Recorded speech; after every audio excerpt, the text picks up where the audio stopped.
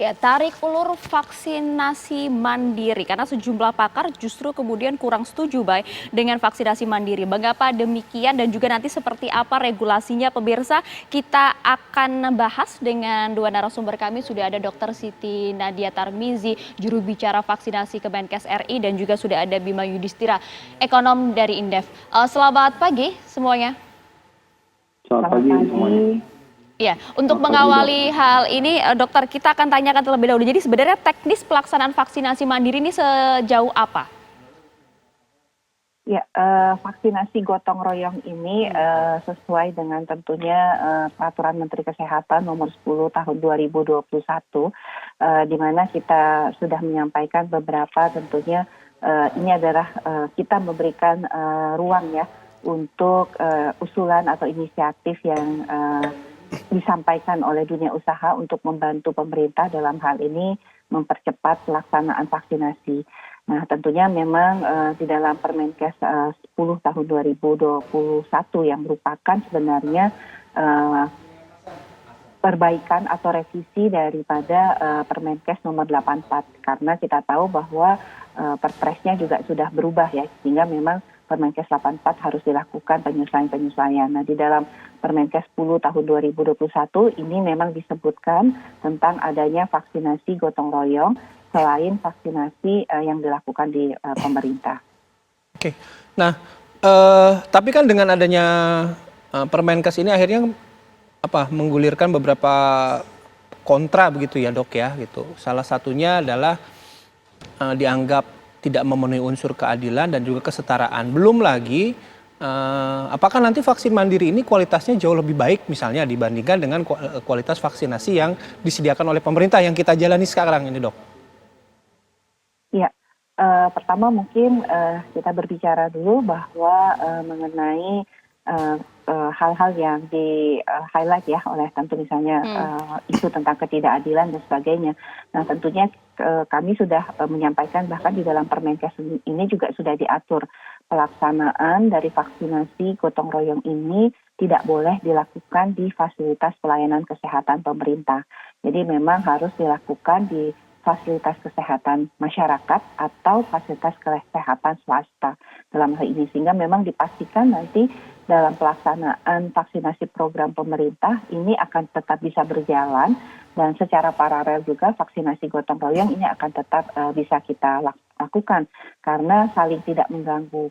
Dan yang kedua, untuk memastikan bahwa alokasi daripada vaksin baik yang ada di program pemerintah dan nanti yang akan digunakan di program vaksinasi gotong royong ini harus berbeda, sehingga tidak akan mengurangi ya alokasi yang program pemerintah untuk kemudian dialihkan dulu kepada program vaksinasi gotong royong. Jadi memang jenis dan mereknya harus berbeda dari vaksinasi program pemerintah. Dan kalau kita berbicara mengenai isu mutu dan keamanan, kita tahu bahwa semua jenis vaksin yang saat ini ada, ini sebenarnya semua vaksin yang pasti sudah di dalam listnya WHO. Dan nanti tentunya prosedur berikutnya bahwa vaksin ini akan diuji ataupun dikaji dari aspek keamanannya oleh Badan POM. Jadi akan ada proses yang sama dan kita pastikan seperti selalu kita sampaikan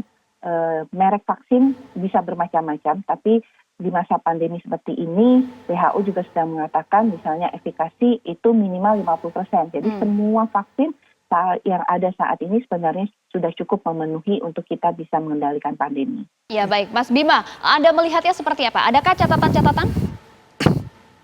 Iya, tadi saya menanggapi yang pertama terkait dengan asas keadilan ya. Asas keadilan ini setidaknya kan ada dua. Yang pertama, buat apa sih ada vaksinasi? Tujuannya untuk memberikan kekebalan imunitas. Tujuannya adalah meningkatkan kepercayaan masyarakat.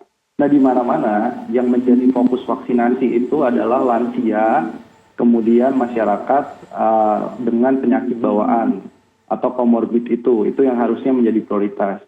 Nah, apakah sekarang ini itu sudah menjadi prioritas utama, walaupun sudah ada tahap kedua, tetapi kan ini masih butuh dosis yang lebih besar ke depannya. Kemudian yang kedua berkaitan juga dengan asas keadilan meskipun tidak menggunakan fasilitas rumah sakit pemerintah, tetapi yang menjadi catatan importir atau nanti pengelola awalnya untuk mengadakan vaksin mandiri ini, toh ujungnya adalah BUMN juga. Ya, BUMN di bidang farmasi ini kan juga dia harus mengadakan vaksin gratis pemerintah, dia juga mengambil impor vaksin yang mandiri ini. Nah ini kan sama saja menggunakan fasilitas atau infrastruktur yang sama, mulai dari pengadaan impornya. Meskipun tadi nggak pakai rumah sakit pemerintah untuk distribusinya. Artinya takut kemudian lagi, mengganggu ya. proses distribusi dari vaksinasi gratis dari pemerintah begitu?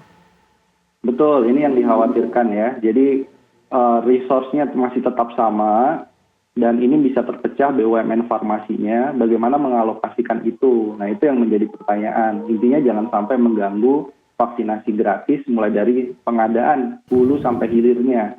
Itu jangan sampai bentrok dengan vaksinasi gratis pemerintah. Berikutnya lagi, Mbak, ini terkait juga dengan apakah betul ya pekerja ini tidak akan dibebankan biaya vaksinasi. Nah, pengawasannya memang sudah ada di dalam peraturan, tetapi dalam implementasinya ini bagian yang paling sulit. Karena bisa saja pekerja tidak mendapatkan potongan, tidak dipotong gajinya, tetapi bagaimana proses pengaduannya, bagaimana proses pelaporannya. Apabila misalkan ditemukan ada hal di mana gajinya dipotong secara paksa oleh perusahaan.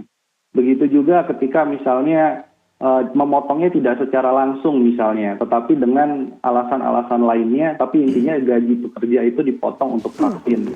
Nah ini pengawasannya yang menurut saya masih lemah di titik ini perlu perbaikan. Oke, saya mau ke Dokter Nadia, Dok. Tadi dari penjelasan Mas Bima ada satu soal yang jadi concern adalah ketika misalnya karyawan nih nanti dibebankan biaya vaksin. Nah di Permenkes itu sifatnya apa?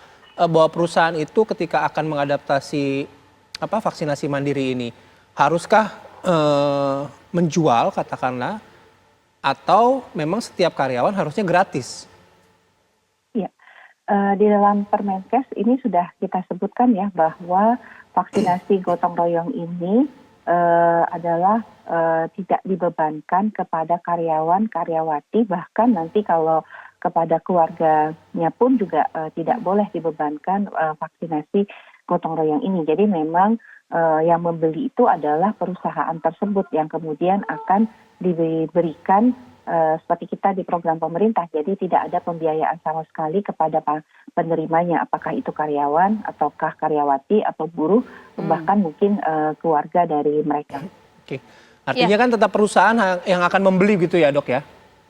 Betul, dan aturannya memang sudah ada di peraturan Menteri Kesehatan ya. Jadi kalau memang nanti seperti Mas Bima sampaikan tadi, kalau ada kasus-kasus penyimpangan-penyimpangan seperti itu, tentunya karyawan dapat mengadukan melalui jalur-jalur yang sudah ada.